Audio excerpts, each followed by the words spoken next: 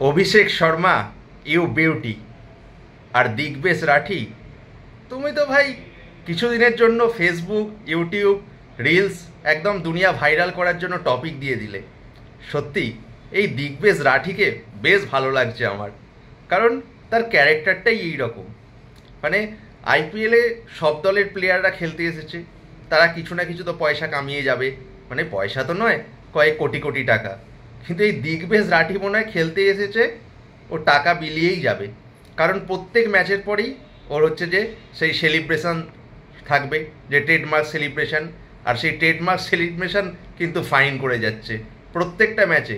আপনি প্রায় লক্ষ্য করে দেখুন, এই দিগ্বেশ রাঠি প্রত্যেক ম্যাচে উইকেট পাওয়ার পরে তার যে সেই সই করা সেলিব্রেশনটা থাকে না হাতে, সেই সেলিব্রেশনটা করে যাচ্ছে। আর এই সেলিব্রেশনটা করার সঙ্গে সঙ্গেই কিন্তু যে আইপিএল গভর্নিং কমিটি বা বিসিসিআই, সেখান থেকে কিন্তু তার জন্য অনেকটা টাকাই জরিমানা করা হচ্ছে। কিন্তু সে জরিমানা করা হচ্ছে, সে যাই হোক, মানে এইরকম একটা ক্যারেক্টার কিন্তু বেশ ভালো লাগছে আমাদের। কারণ আইপিএল তো ক্রিকেট খেলা তো চলে, কিন্তু ক্রিকেট খেলার সঙ্গে সঙ্গে এই যে রঙিন দুনিয়ায় এই যে আমাদের একটু এন্টারটেনমেন্ট করা, অনেক দিন পরে দেখলাম এই রকম একটা যুদ্ধ। মানে যুদ্ধ তো ঠিক বলা যাবে না, কথা কাটাকাটি। সেই আমরা আগে দেখেছিলাম পোলার্ড মিচেল স্টার্কের মধ্যে যুদ্ধ, এবং নিজের টিমমেট হরভজন সিং, আম্বাতি রায়ডু, তার মধ্যে যে কিছুটা ঝামেলা হয়েছিল, এগুলো অনেক দিন দেখেছিলাম। কিন্তু গত কয়েকটা আইপিএলে এইরকম কিছু দেখতে পাচ্ছিলাম না। তাই ক্রিকেটীয় আনন্দ তো আমরা পাচ্ছিলাম, কিন্তু পারিপার্শ্বিক যে আনন্দটা, সেটা কিন্তু খুব একটা পাচ্ছিলাম না। কিন্তু গতকালের ম্যাচে অভিষেক শর্মা আর দিগ্বেশ রাঠির মধ্যে মানে যেটা হলো, সেটা বেশ আমাদের ভালো লাগলো।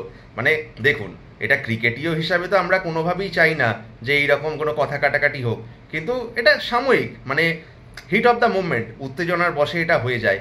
কালকে আমরা যেমন দেখলাম, দিগ্বেশ রাঠি যখন অভিষেক শর্মাকে আউট করলো, তখন তার সিগনেচার সেলিব্রেশনটা করলো, কিন্তু অভিষেক শর্মা সেটা ভালোভাবে নেয়নি। তাই অভিষেক শর্মার সঙ্গে সঙ্গে দিগ্বেশ রাঠিকে কিছু বলেছিল, দিগ্বেশ রাঠিও তেড়ে যায়। পরে আম্পায়ারকে আসতে হয়, মানে আম্পায়ারকে সামলাতে হয়, এতটা পরিস্থিতি খারাপের দিকে চলে গিয়েছিল। মিচেল মার্কসকে আমরা দেখেছিলাম দিগ্বেশ রাঠিকে সামলাচ্ছে, ঋষভ পান্ত দিগ্বেশ রাঠিকে সামলাচ্ছে, কিন্তু মানে কোনোভাবেই কিন্তু কন্ট্রোল করা যাচ্ছিল না।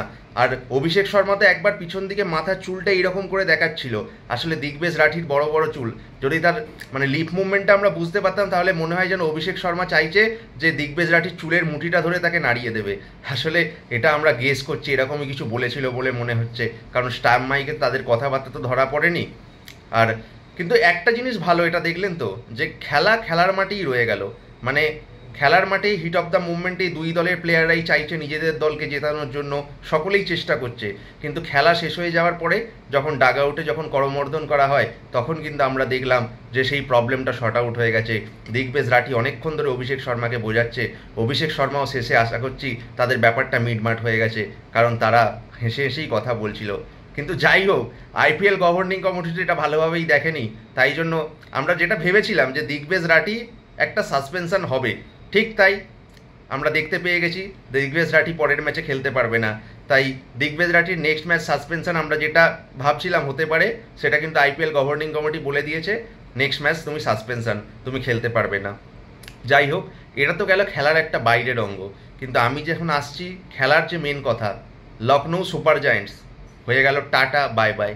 2025 আইপিএলের শেষবারের মতো আমরা লখনৌ সুপার জায়েন্টসের যে একটা আশা ছিল যে ম্যাক্সিমাম 16 পয়েন্টে পৌঁছাবার, সেখানে কিন্তু আর পৌঁছাতে পারলো না, কারণ লখনৌ সুপার জায়েন্টস 12টা ম্যাচ খেলে ফেলেছে অলরেডি, তারা এখনও পর্যন্ত 10 পয়েন্ট পেয়েছে। পরবর্তী দুটো ম্যাচ জিতলেও 14 পয়েন্ট হবে, এই 14 পয়েন্ট নিয়ে এইবারের আইপিএলে কোয়ালিফাই করতে পারবে না। তাই লখনৌ সুপার জায়েন্টসও এইবারের আইপিএলের প্লে অফসের রান থেকে আউট হয়ে গেল। তাই এখন তিনটে দল তো আগেই কনফার্ম হয়ে গেছে, গুজরাট, রয়্যাল চ্যালেঞ্জার্স ব্যাঙ্গালোর এবং পাঞ্জাব। এখন পড়ে রইল দুটো দল, দিল্লি এবং মুম্বাই। এই দুটো দলের মধ্যে লড়াই চলছে, যেই দুটো দলের মধ্যে যে কোনো একটা দল প্লে অফে যাবে। আর আমার মনে হচ্ছে দিল্লি এবং মুম্বাইয়ের মধ্যে যে নিজেদের মধ্যে খেলাটা আছে, সেই খেলাটাই হয়ে যাচ্ছে শ্যুট আউট, কারণ এই খেলাটা প্রায় ভার্চুয়াল কোয়ার্টার ফাইনালের মতো হবে। এই খেলাটায় যারা জিতবে তারাই চতুর্থ দল হিসাবে আইপিএলের প্লে অফে কোয়ালিফাই করবে। তবে মুম্বাইয়ের চান্সটা একটু বেশি আছে, কারণ মুম্বাই খুব ভালো ফর্মে আছে। মুম্বাইয়ের দুটো ম্যাচ বাকি আছে, মুম্বাই যদি দুটো ম্যাচ জিততে পারে তাহলে ডেফিনেটলি 18 পয়েন্টে হয়ে যাবে। আর দিল্লি কিন্তু প্রথমে খুব সুন্দর স্টার্ট করেছিল, প্রথম 6টা ম্যাচের মধ্যে 5টা ম্যাচই জিতে গিয়েছিল, কিন্তু তারপরে তারা বেট্র্যাক হয়ে যায়, অনেকগুলো ম্যাচ হেরে গেল। দিল্লির এখন এমন অবস্থা, এখন দুটো ম্যাচে দুটোই জিততে হবে, দুটো জিতলেও 17 পয়েন্ট, অন্যদিকে মুম্বাই দুটো জিতলে কিন্তু 18 পয়েন্ট হয়ে যাবে। কিন্তু মুম্বাই এবং দিল্লির মধ্যে নিজেদের একটা খেলা আছে, তাই মুম্বাইয়ের সম্ভাবনাটাই এখনও পর্যন্ত বেশি লাগছে, তবে খেলার কথা কেউ বলতে পারে না। আর আমি যদি এখন গতকালের ম্যাচটা নিয়ে বলতে থাকি, তাহলে গতকালের ম্যাচটায় প্রথমে লখনৌ সুপার জায়ান্টসের যে ব্যাটিং, সেটা তো আমি আগে থেকেই বলছি, ব্যাটিং হচ্ছে টপ 3 নির্ভর। গুজরাটের যেমন টপ 3 নির্ভর ব্যাটিং, এই লখনৌ সুপার জায়ান্টসও কিন্তু টপ 3। মিচেল মার্স এবং অ্যাডিয়ান মার্ক্রম খুব সুন্দর স্টার্ট করলো, দুজনে 60+ স্কোর করলো। তারপরে নিকোলাস পুরানের কথাও আলাদা করে বলতে হবে। এই নিকোলাস পুরান কিন্তু খুব ভালো ফর্মে আছে, আজকেও একটা 45 রানের ইনিংস খেলে রান আউট হলো, কিন্তু সেই ডিসঅ্যাপয়েন্টেড। 27 করোড়ের স্ক্যাম, যে সঞ্জীব গোয়েঙ্কাকে মনে হয় 27 করোড়ের স্ক্যাম করে দিল ঋষভ পান্ত আজকের ম্যাচেও ব্যর্থ, 6 বলে 7 রান করলো মাত্র, একটা দুর্ধর্ষ ক্যাচ নিয়ে তাকে কটন বোল্ড করে দিল ইসান মালিঙ্গা।